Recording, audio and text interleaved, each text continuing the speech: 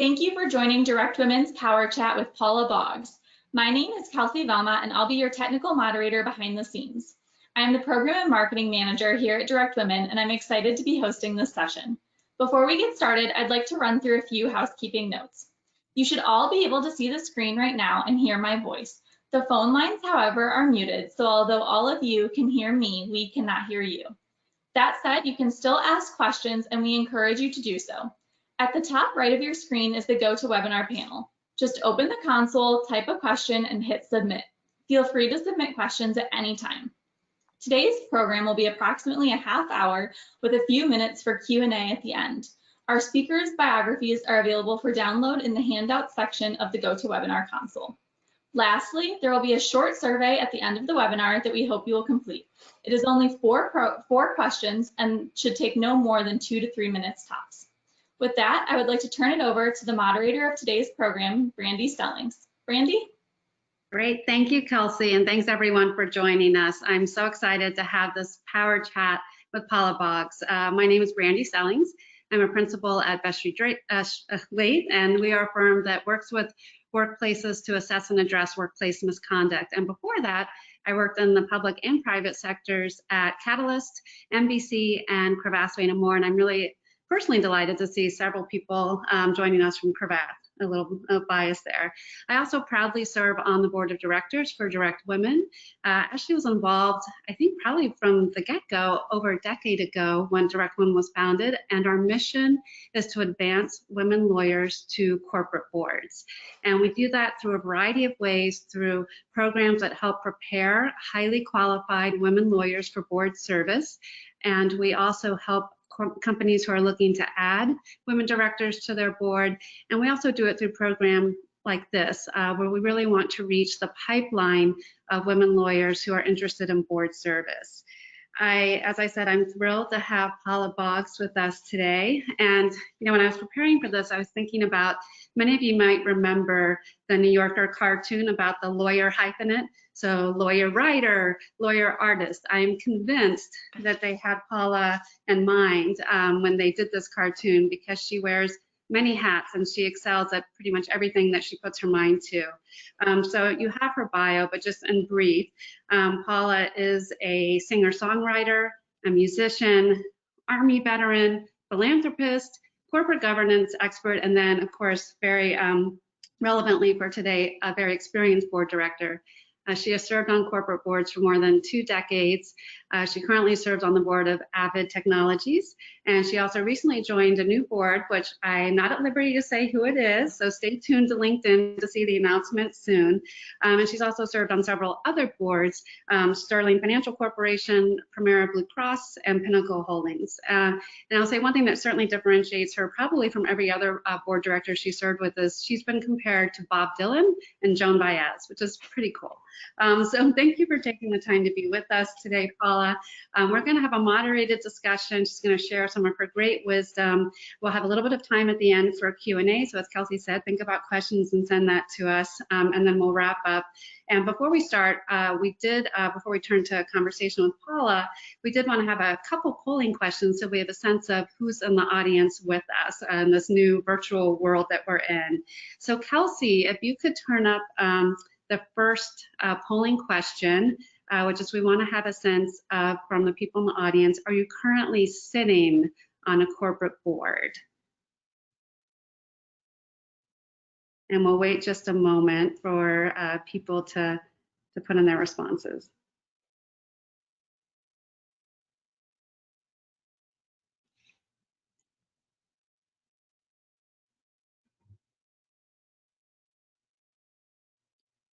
Great, so then this is perfect, because part of what Paula and I are going to talk about is her experience and how she sought board opportunities and what have been successful strategies for her. So I see a lot of people are not, and hopefully you're interested, but I shouldn't assume that. So let's ask our second polling question, Kelsey, which is, do you aspire to sit on a corporate board, or if you already do sit on one, add another board to your portfolio? And so you can see the responses there, that you aspire to, or you want to add another board, or you're not interested, or you're unsure.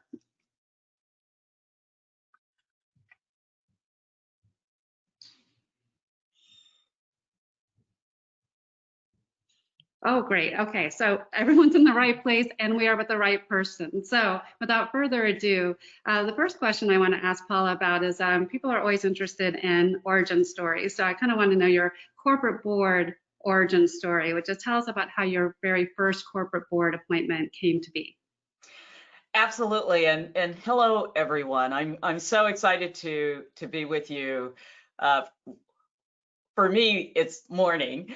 So that first one, I must say, Brande, my corporate board experience has been driven mostly by relationship. It has not been my journey to receive opportunities by way of a search firm or headhunting. There's an asterisk to that I'll share in a moment. But for the most part, people I have met through nonprofit board service or through having worked with them either currently or in the past have been the sources of my corporate board opportunities. And that was certainly the case for my first one. It was 1998 when I joined the board of Pinnacle Holdings, Inc., which at the time was a NASDAQ company. I had earlier that year joined the board of Johns Hopkins University, and one of my fellow trustees was, you could not script a more typical corporate board member than Benjamin H. Griswold IV. Ben and I were on the Hopkins board together, and at the time he was chairman of the board of Alex Brown investment firm, which enabled him to touch a lot of companies as they were going public, right? So Pinnacle Holdings was one of the companies his firm was working with on that journey from private to publicly traded company. And so for the first time, this company needed a board appropriate for a publicly traded company. Ben had only seen me in action for about 6 months at the time of this conversation, but for him, it was enough to know I was real. And so he approached me and said, Paula, my company is working with this small startup that has just gone public, and it is attempting to populate its board with people who understand governance. They've got the other buckets covered. Is this something you might be interested in? And so I got really excited. I'd never served on a corporate board before. I was working for a technology company at the time, Dell Computer Corporation. And so I actually went to my boss, the general counsel, and my CEO, Michael Dale, and asked them what they thought about me joining this corporate board. And Michael Dell knew the company. He knew it, and I made the case that serving on this board would enable me to do things for Dell and add value to Dell that might not be the case were I not to serve on this board, and he bought it. So I had the support of my employer, and all of that led to me getting a shot for my first board position. And what I'll also add about that is I truly believe the first one is the hardest. The first corporate board position you get, because once you've gotten the first one, you now have the experience of being a corporate board member, and that matters to other companies along the way. It certainly has for the other companies on whose boards I've served.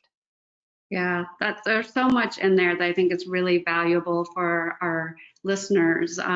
One is relationships, but also that I think the way you put it in one of our prep calls was you didn't realize that you were auditioning for Ben in a way. He saw you in action, and you didn't say this, but I also was really struck when you told me you joined the Johns Hopkins board and you also joined the audit committee, which you then went on to chair. So you took on some of the toughest assignments and obviously really shine in those. But that idea that you never know who you're auditioning for and where it might end, I thought was really powerful. And then also getting the support for people who are, and currently sitting in, leadership jobs, whether in a firm or in-house, to have the support of your employer. You were very strategic about getting that and making the case for why it adds value to your current job. I want to fast forward a little and talk about your most recent board appointment and just sort of some efforts that you've made, because you're right, once you get the first board, that's great, but you also are continually, your views about what kinds of boards you want to serve on, it's evolving, but you did some interesting steps in terms of seeking your next board appointment most recently, and I wonder if you could share some of your strategies and what you learned from that with the audience. Yes, absolutely. Happy to do that. So I have served on the board of Avid Technology for the past 5 years, but I also, just like some of your viewers today, aspire to join a second corporate board. And so I started thinking about what was important to me and how I could manifest that. So let's start with what was important to me. I am in a stage of life where much of what I do involves media and technology. Now, that doesn't mean my board service or potential board service would be limited to that, but it certainly informed how I looked at a strategy for adding an additional board. So it started with that. And then the second thing was what structural tools are out there for me to exploit. Now, I live in Seattle, Washington, so I'm on the West Coast, and thus it did not escape me when California did something. The state of California did something that is incredibly groundbreaking in this space, and that is, by law, it mandated that companies incorporated in the state of California have at least one woman board member on that company board. So with that knowledge, I did my homework. I combined that mandate with my interest in media and technology to see which companies in the media/technology space were A, incorporated in the state of California, and B, had no women on the board. And that led me to, the good news is it actually wasn't a long list when you put those qualifiers on it, but there was a list. And within that list were a couple companies I was intrigued by, right? And so then the question became, do I know anybody at these companies or associated with these companies?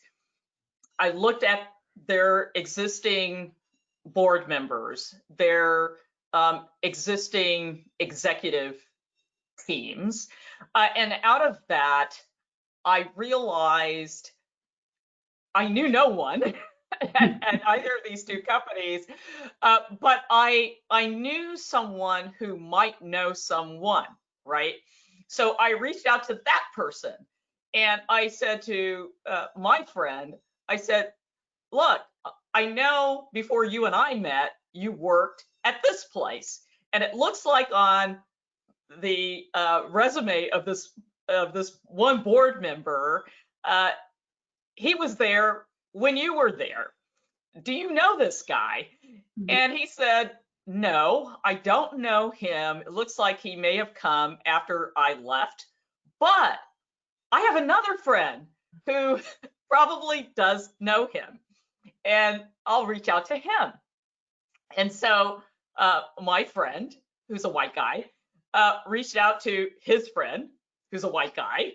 And the second white guy said, yes, I know this guy on the board, and I'm willing to reach out to him. Give me your resume. So I did that. This guy comes back and says, well, they say they're not adding any board members right now, but they've got your resume.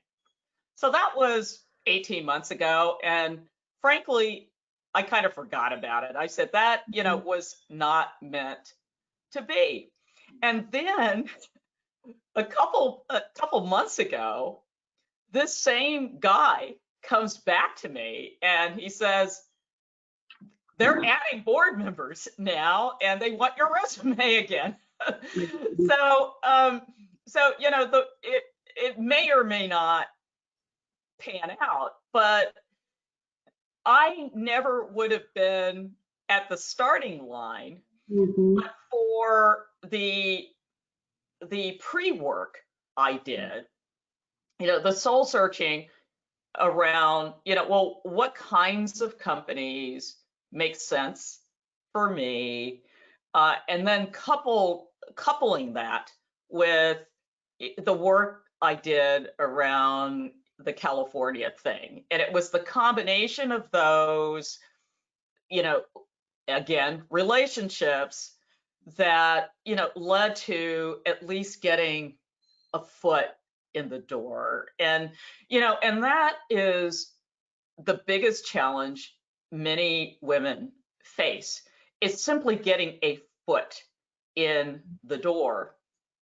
In this most recent board opportunity, the one that will be announced next week, it was not so terribly different than what I just described.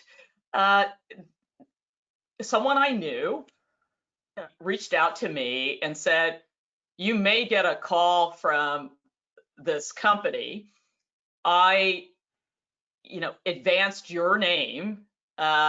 It's a company in the music industry. So I said, okay.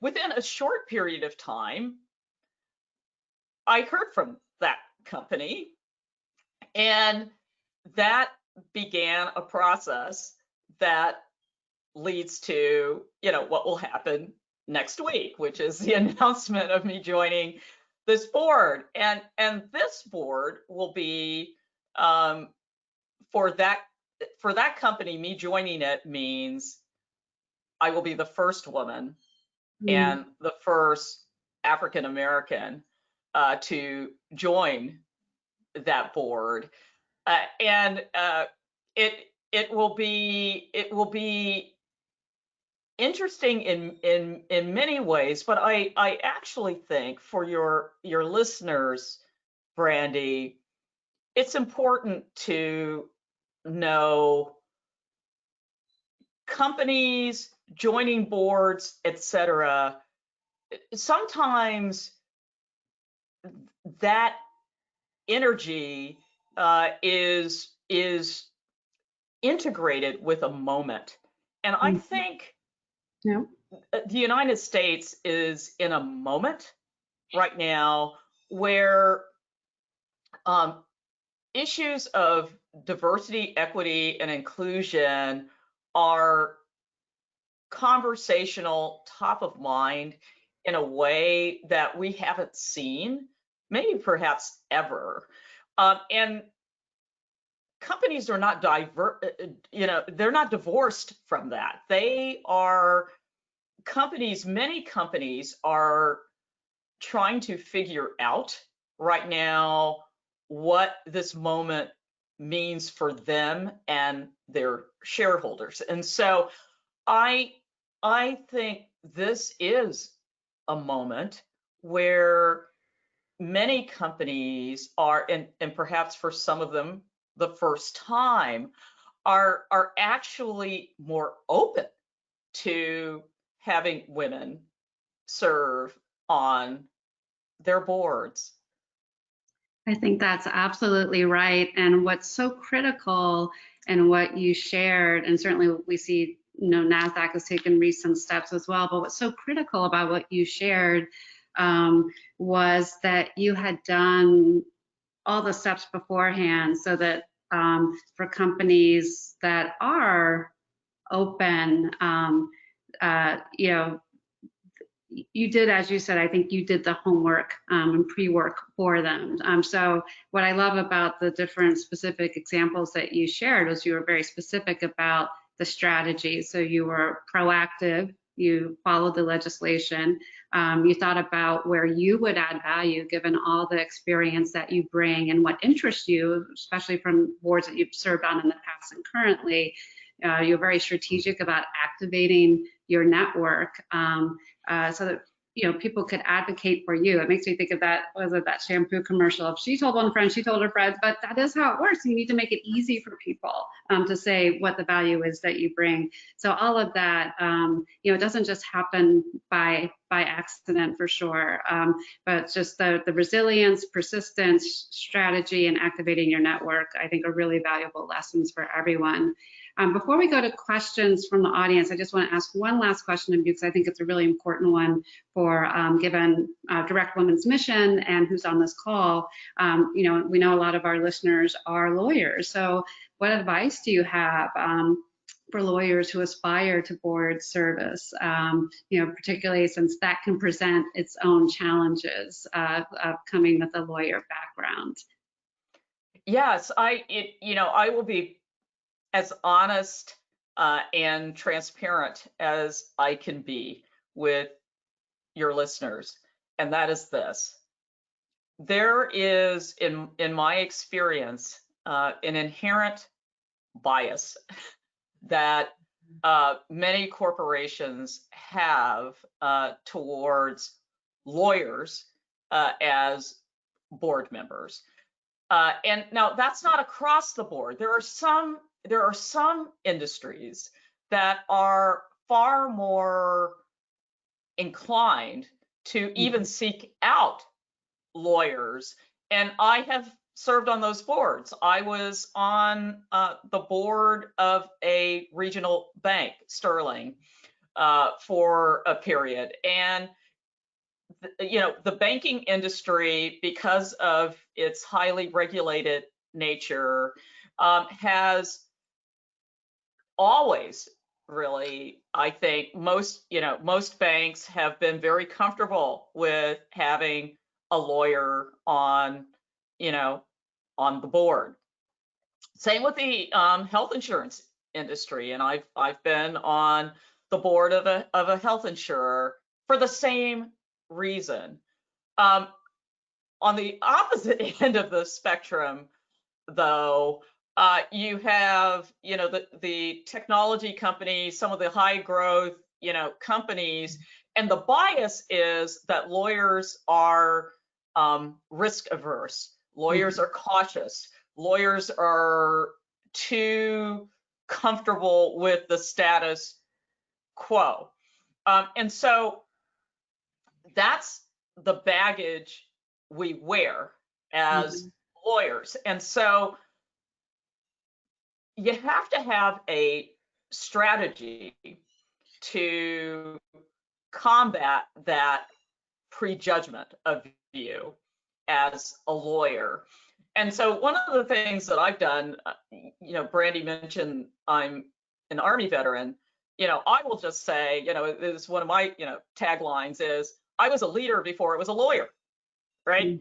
And so, and what I point to in my case is I was a military officer, which is inherently a leader, before I was a lawyer, to try to, or, so think about those things you bring to the party that demonstrate your ability to, have enhanced peripheral vision, to be strategic, to be visionary, right? Those examples in your work story, life story, that enable you to chip away, knock down that prejudice against lawyers that so many companies will have, unless you present a different narrative. And it really, it's no different than the advice I give veterans. When veterans are trying to sell themselves in the civilian world, they have a lot of skills that civilians don't understand, unless they market it in a way, in language that will resonate with the civilian workforce. And this, a similar thing is true here. Lawyers have a lot of gifts that need to be sort of repackaged and marketed in a way that will resonate with that audience. That's exactly right. I think of that phrase of what got you here won't get you there. And it's partly repackaging all that skill set. And appropriately enough, I think our next webinar on January 20th is about getting out of that legalese, like talking about yourself as a leader and a strategist and so forth. I'm mindful of time. So part of the, I knew we would run through time really quickly in this power chat. Was set for about 30 minutes. I want to do one of our questions from the audience, and then we'll wrap up. If it's okay, if we spend just a couple minutes on it. So hopefully I'll read it correctly without my reading glasses. Outside of our network, what other tools, without using paid services, can we use to let folks know we are interested in a board opportunity? I have it all turned on LinkedIn.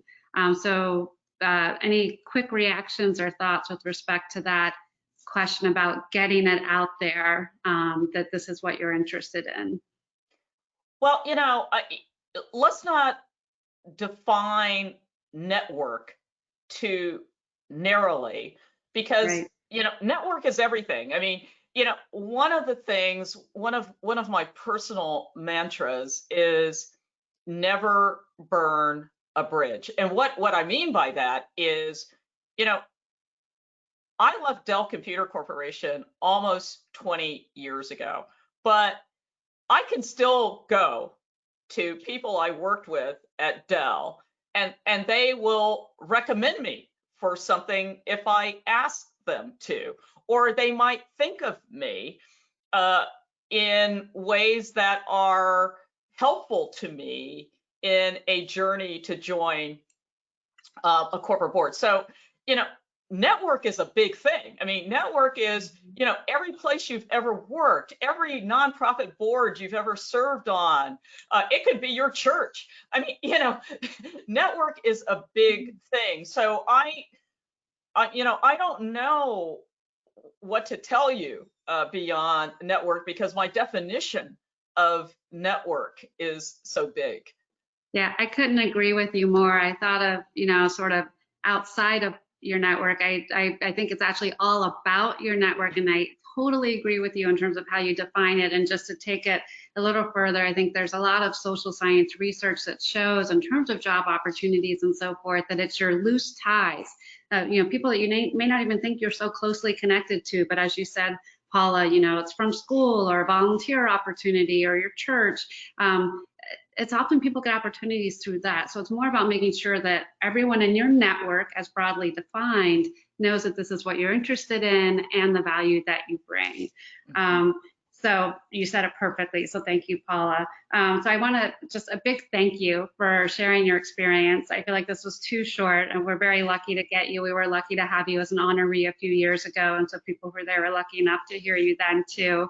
I also want to thank our audience for listening. And as I said, the next webinar on January 20th is about leaving the legalese behind, which is very hard for lawyers to learn to do, but important for if you're positioning yourself for a board seat. And then also our next Power Chat will be on February 10th with the co-founder of DirectWomen, Marianne Jorgensen. Links to register will be sent out afterward. And as Kelsey said, please take a few minutes to provide feedback. We really want to provide programming that's useful and helpful to you. So we really value your feedback. And so again, Paula, just a big thank you. Aside from all of this wisdom, I know you're going to go into the studio in the spring and start recording a new album, which is super cool. And I also say everyone should stay tuned on LinkedIn to see your exciting board announcement. It's pretty cool. Thank you so much, Brande, and thank you to DirectWomen. What an amazing organization, and I'm so honored to be part of the family. Thank you. We're honored too.